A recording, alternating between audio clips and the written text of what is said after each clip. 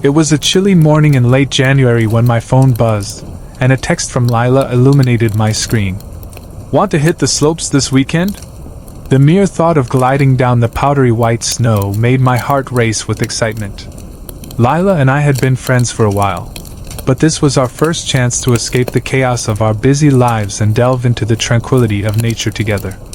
After a quick back and forth, we decided on Vermont, where Lila's family had a quaint cabin tucked away in the woods near Stone Mountain Resort. It was a 5-hour drive from our bustling city, but the anticipation of the trip kept us energized. I packed my gear that night, my mind swirling with visions of skiing down majestic slopes, laughter echoing through the trees, and perhaps a hint of romance hanging in the cold air. The next day, Lila picked me up early in her sturdy SUV, the roof laden with our skis and snowboards. As we drove through the winding roads, the scenery transformed from concrete jungles to vast expanses of white, the branches of trees heavy with snow. Our excitement bubbled over as we sang along to our favorite songs, the cold air swirling outside the window barely penetrating our warm, laughter-filled bubble. When we finally arrived, the cabin stood like a cozy beacon amidst the towering pines. The air was crisp and refreshing, a welcome change from the stuffiness of the city. The cabin exuded warmth and charm, with wooden beams and a stone fireplace that promised cozy evenings. Lila's family had clearly cherished this place, and it felt like stepping into a storybook. As we unpacked, I could feel the thrill of adventure in the air. We spent the evening by the fireplace, sipping hot cocoa and reminiscing about our childhood ski trips.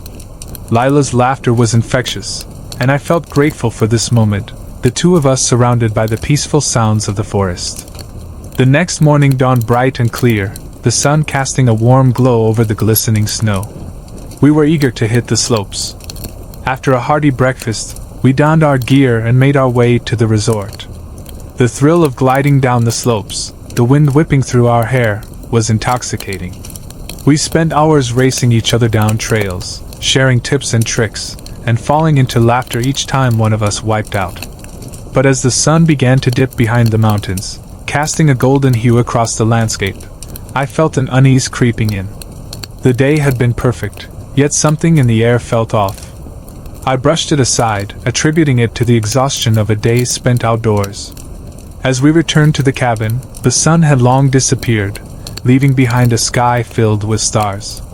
We prepared a simple dinner, laughing as we recounted our best and worst moments of the day. As night settled in, Lila suggested we take a stroll outside to enjoy the serenity of the woods. The moon illuminated the path ahead, casting long shadows that danced around us. The silence was both calming and eerie, the only sounds being the crunch of snow under our boots and the occasional rustle of branches. We talked about everything and nothing, our voices a soft murmur against the vastness of the night. But as we rounded a corner, I noticed something peculiar. In the fresh layer of snow surrounding the cabin, there were footprints, large, heavy footprints leading away from the cabin and disappearing into the trees. I felt a chill run down my spine. "Do you see those?" I asked Lila, pointing toward the tracks. She squinted, her brow furrowing in confusion. "It's probably just a deer," she said, trying to reassure me. "Or maybe a bear. They come out this time of year." I nodded, but my unease lingered. We returned to the warmth of the cabin, the flickering firelight casting a cozy glow around us. As the night deepened, we settled in for an evening of games and stories, but my mind couldn't shake the image of those footprints. Later that night, as I stepped outside to use the bathroom, the cold air hit me like a wall. I could hear the faint rustle of branches and the whispering wind, but something felt off. Suddenly I heard it, footsteps. Not the gentle crunch of snow underfoot, but heavy, deliberate steps approaching the cabin. My heart raced as I quickly finished up and rushed back inside. "Lila!" I called out, the urgency in my voice palpable. She turned to me, concern etching her features. "What's wrong?" "There's someone outside," I said, trying to catch my breath. I heard footsteps. Her eyes widened, and she glanced toward the door. "You're sure?" I nodded vigorously, and she immediately locked the door, her hands shaking slightly. "Stay close to me," she whispered, her voice barely audible. We could hear the faint sound of movement outside, something heavy shifting through the snow. Lila's face paled as she whispered, "What if it's that man from earlier?" "What man?" "I thought I saw someone watching us from the window earlier," she admitted, her voice trembling. "But I thought I was imagining it." Panic surged through me, and I glanced toward the windows.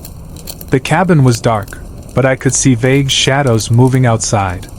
"We need to find something to protect ourselves," I said, adrenaline coursing through my veins. We crept to the basement, where Lila's family kept old camping gear. My heart pounded in my chest as we rummaged through the boxes, finally finding a small, rusted hunting rifle. It wasn't much, but it was better than nothing. With the rifle in hand, we returned upstairs, hearts racing and breaths shallow. The cabin felt suffocating, each creak of the wooden floorboards echoing ominously. We turned off all the lights, plunging ourselves into darkness. The sounds outside intensified, echoing through the night. I felt a cold sweat trickle down my back as I gripped the rifle tightly, straining to listen. Then came the unmistakable sound of footsteps approaching the cabin again. The darkness was all-consuming, wrapping around us like a heavy blanket. I could hear Lila's shallow breaths beside me as we huddled in the corner of the living room, peering out the window, our hearts pounding in unison. The outside world was cloaked in shadow, but I could make out the dim outline of trees swaying in the breeze, eerily still apart from the soft crunching sound that sent chills down my spine. "What do we do?" Lila whispered, her voice shaking. "Stay quiet. We need to see what he's doing," I replied, trying to sound braver than I felt. A moment later, a figure stepped into view, illuminated briefly by the pale light of the moon. He was tall and hooded, his face obscured in the shadows. My heart raced as I clutched the rifle tightly, ready for anything. Lila pressed her body against me, and I could feel her trembling. "What if he tries to get in?" she murmured, her voice barely above a whisper. "Then we'll be ready," I promised, though doubt gnawed at the edges of my mind. The man seemed to be circling the cabin, moving slowly as if he were trying to catch a glimpse of what was inside. I felt the urge to call the police, but the thought of alerting him to our presence made my blood run cold. As he moved closer to the window, I could see the glint of something metallic in his hand, perhaps a knife or a tool. "We need to act," I said, adrenaline flooding my veins. "Do you think he can hear us?" Lila asked, her eyes wide with fear. "Only one way to find out," I replied, taking a deep breath. "I'm going to fire a warning shot." Lila nodded, her expression a mix of fear and determination. I took the rifle and positioned myself near the door, trying to steady my shaking hands. With a deep breath, I pulled the trigger, the loud bang shattering the silence of the night. The man froze, momentarily startled, before quickly retreating into the shadows. I strained to hear his footsteps retreating into the woods, my heart racing with a mix of fear and relief. "Did we scare him away?" Lila asked, her voice trembling. "I think so," I said, lowering the rifle. "But we need to stay vigilant. He could come back." We spent the next few hours in silence, jumping at every sound. The night dragged on, the only solace coming from the warmth of the fire crackling in the hearth. I kept the rifle close, my eyes darting to the windows, half expecting to see that figure reappear. As dawn approached, exhaustion weighed heavily on us. I felt the adrenaline slowly fade, replaced by an overwhelming sense of dread. "What if he comes back?" I asked, the fear creeping back into my voice. "We'll be ready," Lila reassured me, but I could see the uncertainty in her eyes. When the first rays of sunlight broke through the trees, I felt a flicker of hope. "Let's check outside," I suggested, cautiously making our way to the door. I opened it slowly, peering outside. The world was bathed in soft light, the snow sparkling like diamonds. But as I stepped outside, my heart sank. The footprints were still there, deeper now, as if he had spent the entire night watching us. "Look," I said, pointing toward the marks in the snow. "He was definitely here." Lila's face paled as she glanced around, her eyes wide with fear. "We have to leave." she said urgently. "Now." I nodded, the urgency of her words sinking in.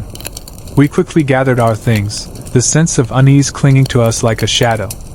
The cabin that had felt so warm and inviting now seemed ominous, a place where danger lurked just outside our doors. As we loaded the car, I couldn't shake the feeling of being watched.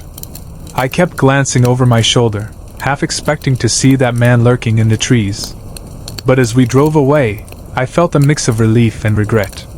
The beautiful weekend we had anticipated had turned into a nightmare, but amidst the fear, I was grateful for Lila's company. The bond we formed through this experience would last forever, a testament to the strength we found in each other during that terrifying night. We drove away from the cabin, the snow-covered road stretching ahead of us, leaving behind not just a physical place, but the remnants of fear and uncertainty. The world outside was waking up, a new day dawning, but for us, the memory of that night would linger, a chilling reminder of the dangers that could be hiding just beyond our sight. As we descended the mountain, I stole a glance at Lila. She was staring out the window, lost in thought, but I could see the resolve forming in her expression. We had faced something together, something that tested our courage and trust. And in that moment, I realized that our bond had grown stronger. "I'll never forget this weekend," I said, breaking the silence. "Neither will I," she replied, a faint smile breaking through her worry. "But maybe next time, we'll choose a beach instead." We both chuckled, the laughter echoing in the car, a reminder that even in the darkest moments, we could find light.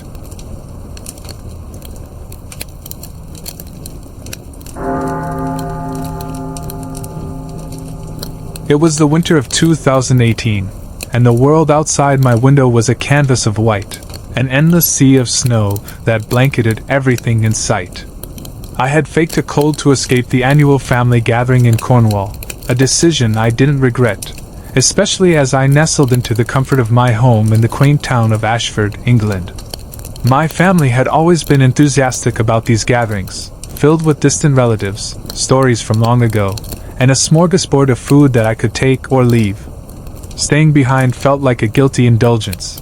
I had the whole house to myself, a cozy retreat where I could indulge in my hobbies without interruption.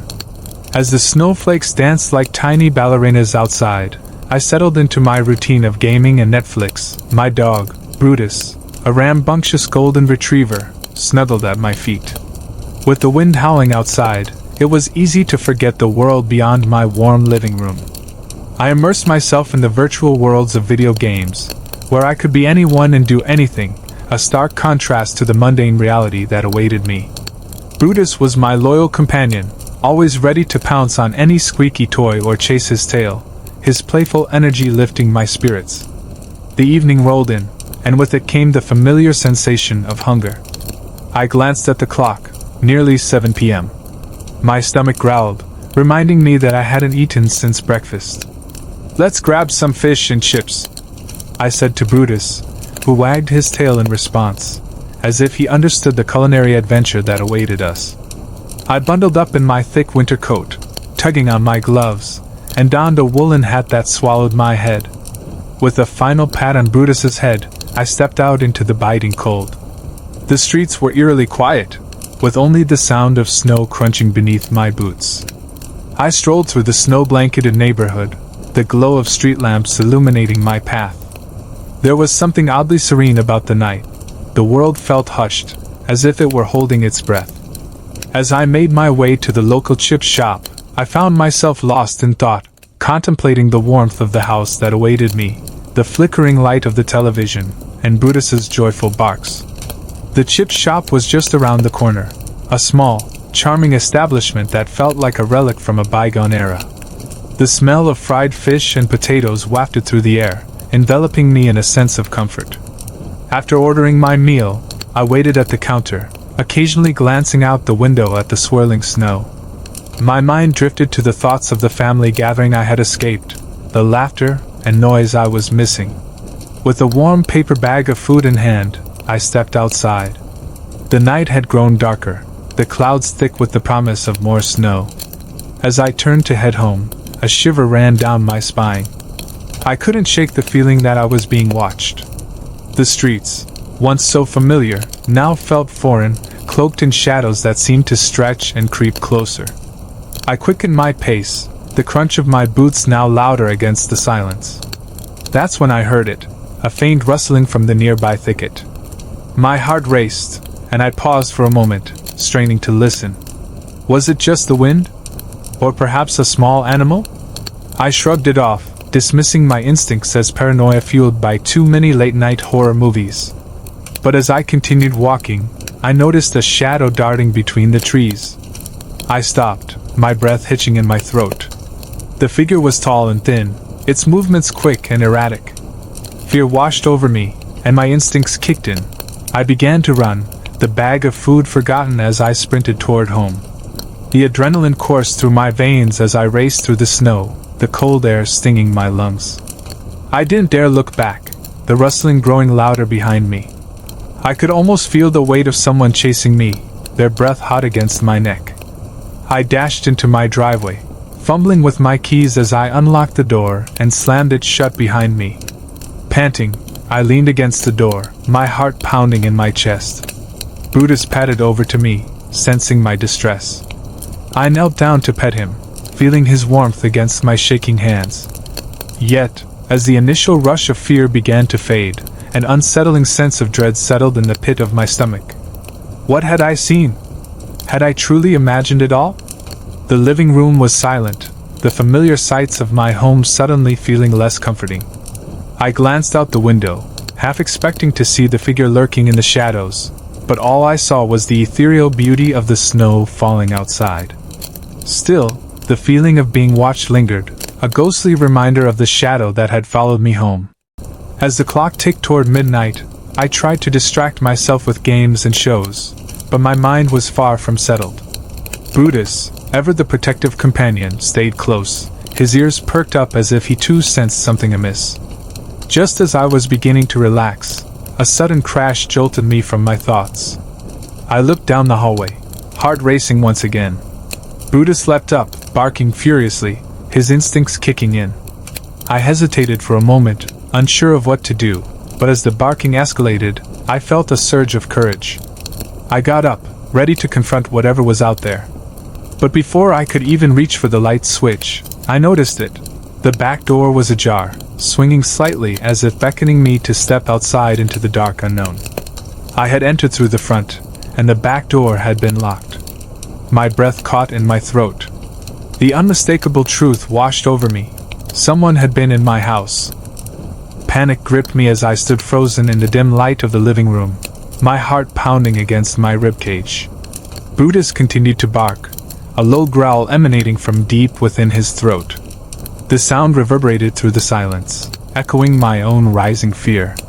I took a cautious step toward the back door, my mind racing with questions. Who had entered my home?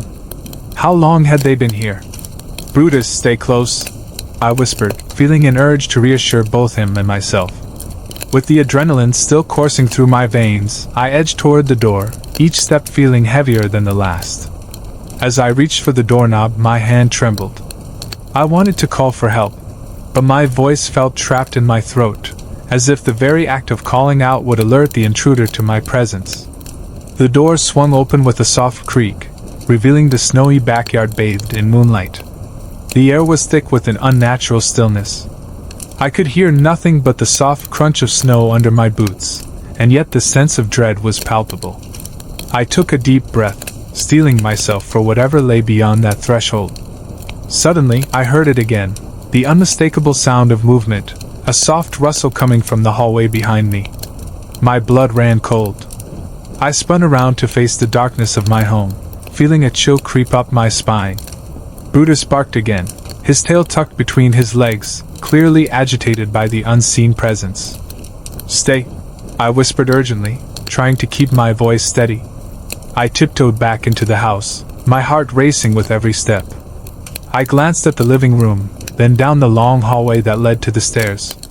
Shadows danced along the walls, twisting into sinister shapes that made my skin crawl. As I moved further into the house, I could see the faint outline of the stairs leading to the upper floor. I debated whether to investigate further or make a run for the neighbors. My instinct urged me to grab my phone, but in that moment of terror, I felt paralyzed. What if the intruder was still in my home, waiting for me to make a sound? Brutus growled again, and I caught a glimpse of him staring toward the hallway. His body was tense, muscles coiled like springs, ready to pounce. I knew I had to act quickly. Quietly, I grabbed a flashlight from the side table and flicked it on. The beam sliced through the darkness, illuminating the walls and casting long shadows that flickered like ghostly figures. With Brutus at my side, I started toward the staircase, each step feeling like an eternity. The creaking of the wooden floorboards beneath my feet echoed in the silence, amplifying my sense of vulnerability. I shone the light ahead, revealing the staircase that spiraled upward into darkness. Just as I reached the first step, I heard it again, a soft thud from above, followed by a faint scraping sound. My heart raced, the fear threatening to suffocate me. Someone was definitely upstairs. I hesitated, uncertainty clawing at my insides. I could either confront the intruder or flee to safety. The thought of running only heightened my anxiety. What if they were already blocking my exit? I took a deep breath, whispering a silent prayer, and pressed forward. I have to find out what's happening, I told myself, my voice barely a whisper. I stepped cautiously onto the staircase, keeping the beam of light focused ahead, illuminating each step as I ascended. The upper floor was dimly lit, the shadows deeper and more foreboding. As I reached the top, I turned the flashlight toward the first room, my bedroom. The door was slightly ajar, and I could see the faint glow of the streetlight filtering through the window. I crept toward it, feeling the weight of every heartbeat, and pushed the door open slowly. The room was empty, the bed neatly made, a stark contrast to the chaos brewing in my mind. I quickly scanned the area, searching for any sign of intrusion. Just as I was about to turn away, I noticed something on the floor, a piece of fabric, dark and slightly torn, lying near the window. It was an eerie confirmation that someone had indeed been here. I turned back to the hallway, still feeling the grip of dread tightening around my throat. As I moved cautiously toward the next room, my instincts screamed that I was not alone. The air was thick with tension, and each creak of the floor felt like a countdown to a confrontation. I moved toward the next door, which led to the bathroom, my heart racing with anticipation. Suddenly, Brutus began to bark frantically, his deep barks echoing off the walls. I could sense he had caught a whiff of something unsettling.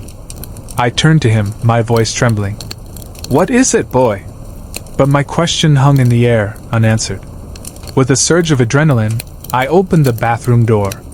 The light flickered to life, casting a warm glow that stood in stark contrast to the chilling darkness of the hallway. Everything looked normal. The shower curtain was closed, and my toiletries lined the sink. But as I turned to leave, I heard it, a soft thud from the end of the hallway, near the spare room. My blood turned to ice. I tiptoed down the corridor, my heart pounding in my chest, and cautiously opened the spare room door. The light flickered on, illuminating a scene that made my stomach churn. The room was empty, but a dark smudge on the wall caught my attention. As I approached, I realized it was a handprint, small and smeared, as if someone had tried to claw their way out. A wave of nausea washed over me. Who had been in my house? Was this some sort of sick joke? My mind raced with the implications. Just then, I felt a sharp tug at my pant leg. Brutus had dashed ahead, standing at the doorframe of the bathroom, his body tense, ears perked up as if he sensed something I could not. "Brutus, come back!" I whispered harshly, my voice barely above a breath. But he wouldn't budge, barking as if he were facing down the very embodiment of terror. Without thinking, I rushed to grab him, feeling the urge to protect him and myself. Just then, the lights flickered again, and I heard a crash from downstairs. A sound that shattered the fragile quiet I had been clinging to. I froze, my mind racing with options. I needed to get out of the house. I turned and sprinted down the hallway, Brutus right at my heels, barking louder than ever. We dashed down the stairs, the darkness closing in behind us. My heart thudded against my ribcage as I skidded into the living room, searching for a way to escape. Just then, I caught sight of it, a dark figure standing by the back door, barely visible against the night. My breath caught in my throat as I realized the intruder was still here. In a panic, I grabbed Brutus, pulling him against my chest, and rushed to the front door, praying it wasn't locked. With shaking hands, I twisted the knob and flung the door open. The cold air hit me like a slap in the face, but I didn't hesitate. I dashed outside, Brutus straining against my grip as I pulled him into the snow-covered yard. I could hear the soft crunch of footsteps behind me as the figure lunged for the door, and I knew I had to make it to the neighbor's house, my only hope for safety. I bolted across the yard, feeling the snow sinking beneath my feet as I ran for my neighbor's porch. I banged on the door, desperation fueling my frantic knocks. "Help! Please! Someone's in my house!" But as the door swung open, I turned back, my eyes wide with fear. The figure had stepped outside, silhouetted against the dim light of my house. A chill ran down my spine as I caught a glimpse of their face, muffled beneath a dark hood, their features obscured, but the look in their eyes was one of wild madness. "Get inside!" my neighbor shouted, pulling me in just as I heard a voice call out from the darkness behind me. "You can't escape me!" The door slammed shut, and I collapsed against it, Brutus whimpering at my feet. I turned to my neighbor, a middle-aged woman named Sylvia, who looked at me with wide, frightened eyes. "What happened?" she asked, her voice steady despite the terror that gripped me. "There's someone in my house. I don't know what they want, but they're here," I stammered, my breath coming in quick bursts. Sylvia's eyes narrowed, determination setting in. "We need to call the police. You're safe now." I nodded, but even as she reached for her phone, I felt the unease settle back in my gut. The thought of that dark figure lurking just outside my home made my skin crawl. I had escaped for now, but the terror was far from over. As Sylvia dialed the number, I glanced out the window, my heart racing. Would they come in time? Would I ever feel safe in my own home again? The night stretched before me, dark and filled with unknown horrors. I was trapped in a nightmare, and it felt like the darkness was only just beginning. The piercing wail of sirens broke through the suffocating silence of Sylvia's living room, a cacophony that made my heart race even faster. I could hear Brutus whimpering softly beside me, the tension palpable in the air. It was a relief, knowing that help was on the way, but the fear of the figure still lingered in my mind like a haunting specter. What if they found a way in? What if they were still out there waiting?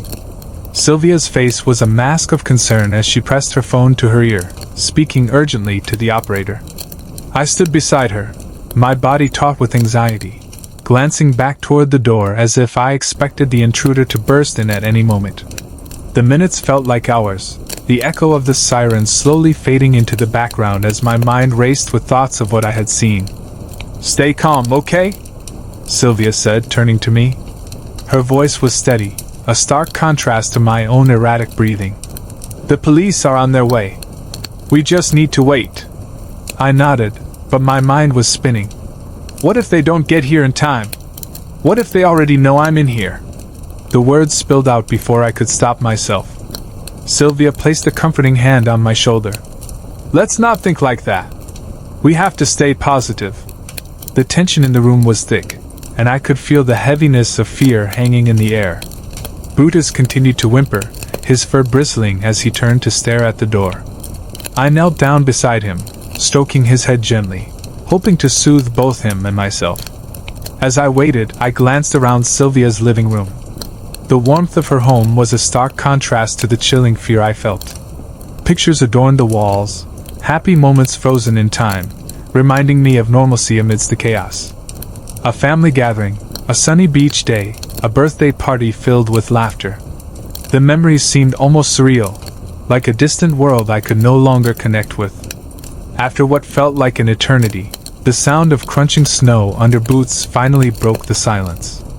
"Police! Open up!" A voice called from outside, and I felt a rush of relief wash over me. Sylvia quickly moved to the door, and I followed, my heart pounding. As she opened the door, 2 uniformed officers stepped in, their expressions serious but reassuring. "What's going on?" one of them asked, scanning the room quickly before focusing on me. "There's someone in my house," I said, my voice shaky. "I think they were there when I got home." The officer nodded, his partner already moving toward the window to look outside. "Did you see the intruder? Can you describe them?" I shook my head, my mind racing. "No, it was dark. I only caught a glimpse of them at the back door. They were wearing a hood, and I didn't get a good look at their face. But I know they were there. They were trying to get in." "Okay, we'll need you to stay calm," the officer said, his tone steady. "Can you show us your house?" As I nodded and led the officers back to my home, I felt a mix of fear and anticipation. The thought of re-entering my own space, the very place where I had felt the most secure, filled me with dread. But I knew I had to face it. There was no escaping the reality of what had happened. Stepping back inside my house, I took a deep breath, trying to steady myself. The living room looked the same, but now it felt different, tainted by the shadows of fear. "This is where I was," I said, pointing to the space by the door where I had first felt the intruder's presence. "And over there, that's where I found the handprint." The officers exchanged glances, then moved to inspect the area. I could hear them whispering to each other as they looked around. Meanwhile, I felt Brutus pressing against my leg, his warm body a comfort in the chilling atmosphere. One of the officers, a tall man with a kind face, knelt down to examine the wall where I had seen the handprint. "We'll take a look around. You did the right thing by calling us. Just stay put for now." As they moved further into the house, I felt a sense of disorientation wash over me. I was trapped in a nightmare, and the reality of my situation was too overwhelming to comprehend. The officers searched each room methodically, their presence a small comfort, but the fear still clung to me like a shadow. After what felt like an eternity, the officers returned to the living room. "We didn't find anyone inside," the officer said, his tone calm but serious. "But we did notice some signs outside, footprints leading into the woods. They look fresh." I felt a cold shiver run down my spine. "They're in the woods? What if they come back?" "We'll have a unit check the area," the officer assured me. "But you need to be cautious. Make sure all your doors are locked." "Do you have a security system?" "No, I don't," I replied, my voice trembling. "I thought I was safe here. I've lived here for years without any issues." The officer nodded understandingly. "That may change now. We recommend you invest in a good security system and maybe even get some additional locks installed. It's better to be safe." As they spoke, my mind wandered to the moment I had seen the shadow outside, the feeling of being hunted. "What if they come back tonight?" "Then we'll be here," the officer assured me. "We'll keep patrolling the area. But for now, do you want to go stay with a friend or family member? It might help to be around someone you trust." The thought of leaving my home, the sanctuary I had known for so long, was painful. "I don't know," I murmured, my voice wavering. "Think about it," the officer replied gently. "It's important to feel safe, especially after what you've experienced tonight." I nodded, my thoughts racing. Sylvia offered to let me stay with her until I felt ready to return home, and I couldn't deny the relief it brought. I had been shaken to my core, and the thought of being alone in the house again was unbearable. As the officers left to check the area outside, I turned to Sylvia, gratitude flooding through me. "Thank you for being here. I don't know what I would have done without you." She smiled softly, pulling me into a comforting embrace. "You're not alone. We'll get through this together." The hours passed slowly as we waited for the officers to return. I tried to distract myself with small talk, but my mind kept drifting back to the shadows and the fear that had consumed me. Eventually, the officers returned, their expressions serious. "Nothing turned up in the woods," one of them said. "But we'll have a unit patrolling the area for the next few nights. If you see anything unusual or feel unsafe, don't hesitate to call us." I thanked them again, my heart still racing with anxiety. As they left, I felt a sense of vulnerability creeping back in. I couldn't shake the feeling that the figure was still out there, lurking just beyond the edge of the woods, waiting for the perfect moment to strike again. Sylvia and I settled into her living room, trying to make the best of the situation. We chatted about everything and nothing, but I could see the worry etched on her face. As the night wore on, I found myself drifting off to sleep, exhaustion finally taking its toll. But sleep came fitfully, haunted by the fear of what I had encountered. Each time I closed my eyes, I saw the shadow creeping toward me, the figure lurking just outside my door.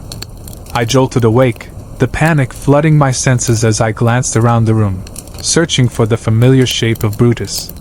As morning broke, I slowly pulled myself from the couch, feeling groggy and disoriented. The sunlight streamed through the windows, illuminating the room in a warm glow. But the warmth couldn't chase away the chill that still clung to my bones. "Morning!" Sylvia called from the kitchen, her voice cheerful. "How are you feeling?" I forced a smile, trying to mask the anxiety that bubbled beneath the surface. "I'm okay. Just tired." She poured me a cup of coffee, and we sat together at the kitchen table, the sunlight creating a sense of normalcy. As we talked, I felt a flicker of hope that maybe, just maybe, I could overcome this fear. But deep down, I knew the reality was different. The experience had changed me. I would never feel the same sense of safety in my own home again. The shadows that lurked in the corners of my mind would always remind me of the dark figure that had invaded my life. Days turned into weeks, and as I returned to my home, I found solace in Brutus's presence. The initial fear had lessened, but the unease lingered. I installed new locks, security cameras, and even a motion sensor light in the backyard. The feeling of being watched would sometimes creep back in, especially when the wind howled outside, but I learned to cope. Yet, the memory of that night haunted me. I found myself checking the locks obsessively, and even the smallest sound made my heart race. I tried to resume my normal life, but the shadows of fear remained, lurking just out of sight. One evening, as I sat on the couch with Brutus curled up beside me, I heard a rustling sound outside. My heart dropped as I strained to listen, every nerve in my body on high alert. I grabbed my phone, ready to call for help, when I realized it was just the wind. But just as I was starting to relax, I caught a glimpse of movement out of the corner of my eye. I whipped my head around, my heart racing once more, and for a fleeting moment, I thought I saw a figure standing in the backyard, just beyond the glow of the motion sensor light. I froze, terror gripping me. Was it a trick of the light, or had the figure returned? I quickly grabbed Brutus, holding him close as I turned to look again. But nothing was there. The yard lay silent and still, the shadows dancing with the flickering light. Days turned into nights, and though I tried to push the fear aside, it was always lurking, always waiting. I became hyper-aware of my surroundings, constantly on guard, and yet I refused to let fear control my life. I went back to work, resumed my social life, and even started taking Brutus on long walks through the neighborhood. But each time I stepped outside, I felt the weight of vulnerability, as if the night's events had cast a permanent shadow over my existence. I learned to breathe through the anxiety, to take one step at a time, and to remind myself that I was safe, for now. However, the haunting memory never faded.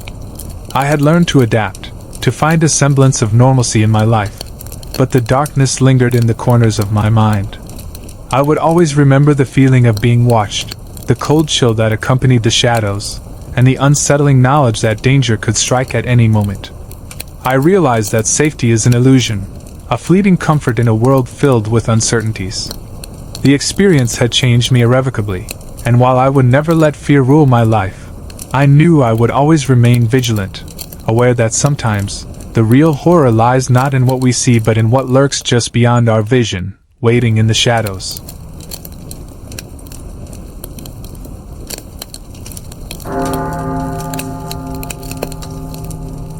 It was a cold winter evening, the kind where the wind howled like a mournful spirit, and snow swirled in wild gusts outside my window. I was sitting on the couch, wrapped in an old blanket that belonged to my mother, sipping a mug of steaming hot cocoa. The crackling of the fireplace filled the silence, a comforting sound that momentarily warded off the gloom. My sister, Olivia, had gone over to her boyfriend's place for the weekend, leaving me alone in our small apartment. I was supposed to spend the night relaxing, but the weather was unsettling, and an anxious feeling gnawed at my insides. I decided to call my father, Theodore. He was a strong man, but ever since he lost his sight a few years ago, things had changed dramatically for him. I worried about him living alone in his apartment, even with the assistance of neighbors and friends. I dialed his number, tapping my fingers nervously against the couch. The phone rang and rang, but there was no answer. My heart began to race. It was unusual for Dad not to pick up, especially since he always insisted on keeping his phone within reach. I tried again, but still nothing. As the storm outside intensified, my sense of dread deepened. I couldn't ignore the feeling that something was wrong. After a moment of deliberation, I grabbed my coat and headed for the door. The snow was piled high outside, and the wind whipped it into a frenzy as I made my way to the car. I hesitated for a moment, glancing back at our apartment. I hoped I was overreacting, but I couldn't shake the feeling that my father might need me. The drive to his apartment was harrowing. The roads were slick with ice, and visibility was nearly zero. I gripped the steering wheel tightly, my heart pounding as I navigated through the storm. The snowflakes danced erratically in my headlights, and each turn felt like a gamble. Every time I thought about turning back, the image of my father sitting alone in the dark haunted me. When I finally arrived at his building, I parked in the lot and trudged through the snow toward the entrance. The icy air bit at my cheeks, and I felt a shiver run down my spine. I opened the door to the lobby and rushed to the elevator, pressing the button impatiently. As I waited, I couldn't shake the feeling that something was off. When the elevator doors slid open, I stepped inside, feeling a wave of anxiety wash over me. The ride to the third floor felt like an eternity.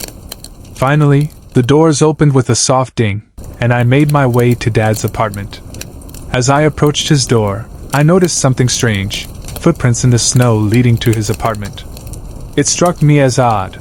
He hadn't mentioned anyone coming over. I reached the door and knocked, my knuckles rapping against the wood, but there was no response. I tried the doorknob, and to my surprise it turned easily. Stepping inside, I called out, "Dad? It's me!" The apartment was dark, and an unsettling quiet enveloped me. I flipped the light switch, and the room illuminated, revealing an untouched scene of my father's living space. But something felt off. I glanced around, and that's when I noticed the trail of melted snow leading from the door. The footprints were everywhere, large, clumsy marks in the carpet that clearly didn't belong to my father. My heart raced as I followed the trail, leading me toward the bathroom. The door was closed, and the shower curtain was drawn, casting an eerie shadow in the small space. "Dad?" I called again, but all I heard was silence. I stepped cautiously toward the bathroom door, and my gut twisted with unease. It was entirely too quiet. My father had never left the door closed when he was home. He preferred to have it open, especially since losing his sight. As I approached, I heard something that made my blood run cold, a faint sound, like something shifting behind the door. My mind raced with possibilities, and fear gripped me tightly. I turned to leave, suddenly feeling exposed and vulnerable. I picked up my phone to call the police, but before I could hit dial, I heard footsteps behind me, coming from the living room. In a panic, I dashed to the front door and pulled it open, my heart pounding. "I need to get out," I whispered to myself. But as I stepped outside, the chilling wind reminded me of the storm, and I hesitated. Instead, I reached for my phone and dialed 911, my hands trembling as I spoke to the operator, trying to keep my voice steady. "Please send someone to my father's apartment. I think someone is in there."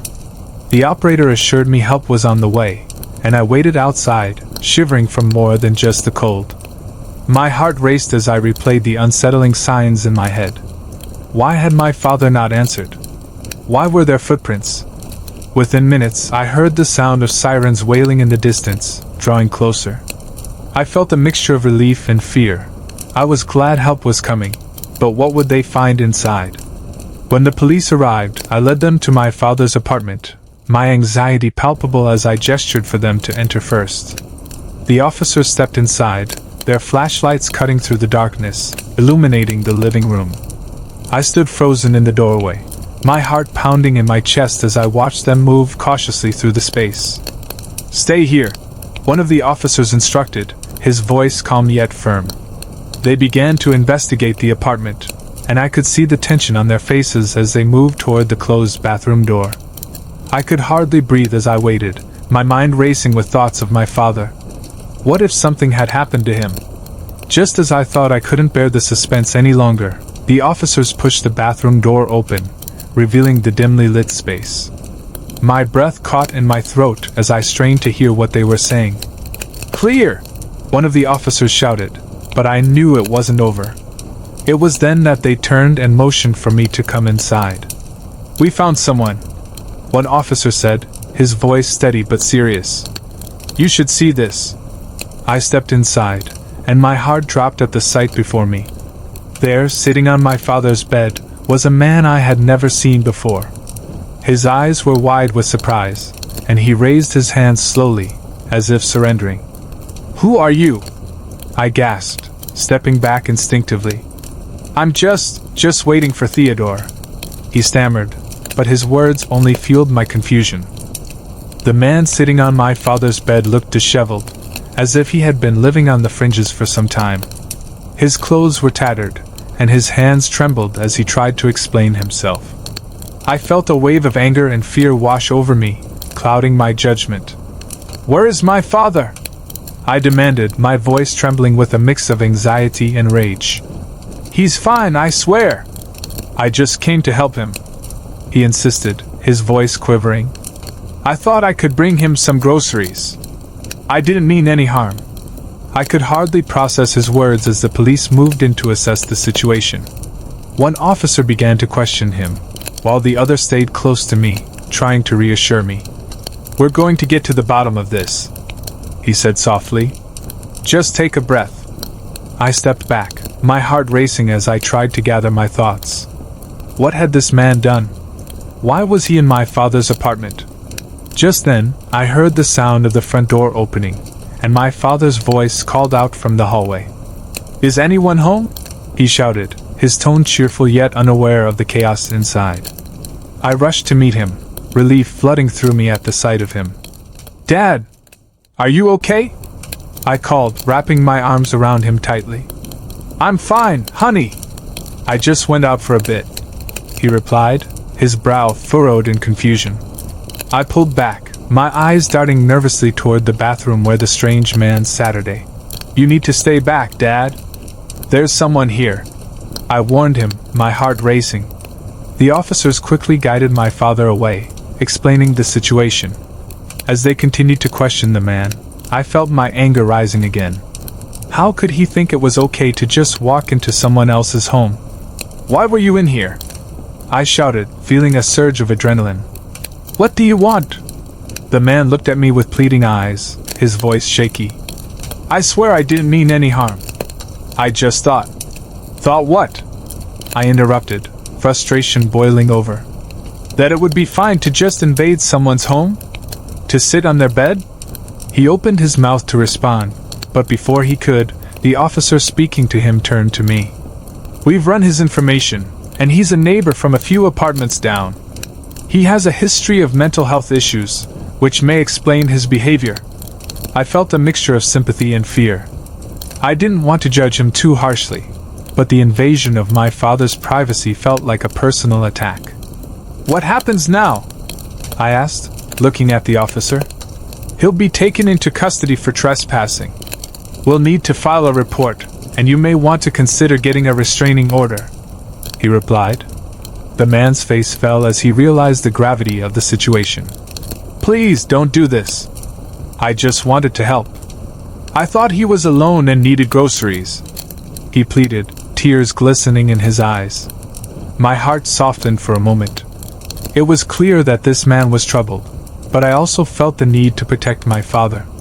"You can't just show up uninvited," I said, trying to maintain a level of composure. "This isn't how you help someone." As the officers escorted him out of the apartment, I turned back to my father, who looked shaken but relieved to be home. "Dad, are you okay?" I asked again, wanting to ensure he was truly unharmed. "I'm fine, sweetheart," he said, placing a reassuring hand on my shoulder. "I just didn't expect to find company." As the police finished their investigation, I noticed they were taking this man's belongings as evidence. I felt a pang of guilt, but I reminded myself that he had crossed the line.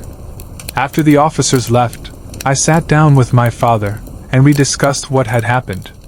He told me how the man had knocked on his door earlier, claiming to be a neighbor and offering to help.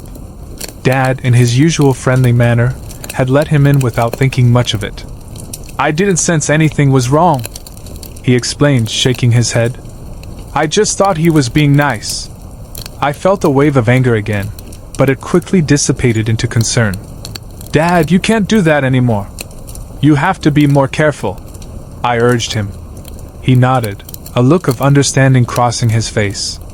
"I know, honey. I'm just so used to trusting people." In the days that followed, we made changes in our lives. I installed a new security system at his apartment, and we set up a routine for him to follow whenever someone knocked on his door.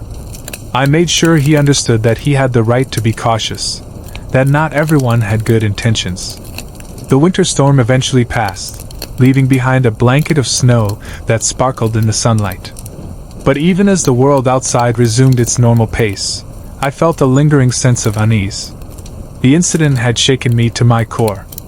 As I helped my father manage his life, I remained vigilant. I knew that there were people out there who might take advantage of his kindness, and I would do everything in my power to protect him. Weeks later, I received a call from the lawyer we had hired to handle the trespassing case. The man had been charged with third-degree burglary, and he would be spending time in jail. Part of me felt relief, but another part felt a twinge of sadness. I had seen the humanity in him, the desperation behind his actions, but I also understood the necessity of consequences. In the end, I had to put my father's safety first. The storm had brought chaos into our lives, but it also forged a stronger bond between us. I realized that I would always need to be there for my father, and he would always be my priority.